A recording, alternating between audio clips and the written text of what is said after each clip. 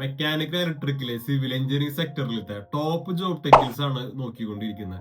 അതിൽ അഞ്ചാമത് വരുന്നതാണ് QC, ക്വാളിറ്റി കൺട്രോളർ. ഒരു പ്രൊജക്റ്റിലേക്ക് ആവശ്യമായിട്ടുള്ള എല്ലാ ക്വാളിറ്റികളും അതിന് സ്റ്റാൻഡേർഡുകളൊക്കെ ആളുടെ കയ്യിലായിരിക്കും ഉണ്ടായിരിക്കുക.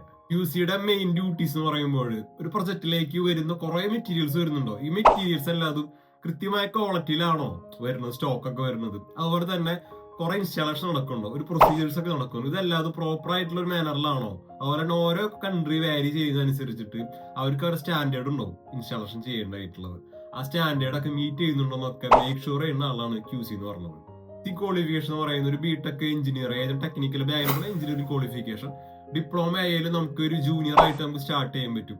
സാലറി എന്ന് പറയുമ്പോൾ UAE സ്റ്റാർട്ടിംഗ് സാലറി 2500-3000 ദിർഹംസൊക്കെ സ്റ്റാർട്ടിംഗ് സാലറി കിട്ടും. UK £2000 മന്ത്ലി സാലറി കിട്ടും. അപ്പൊ QC എന്ന് പറഞ്ഞിട്ടുണ്ടെങ്കിൽ ഒരു പ്രൊജക്റ്റിൽ ഒഴിച്ചുകൂടാൻ പറ്റാത്ത ഒരു ടൈറ്റിലാണ്.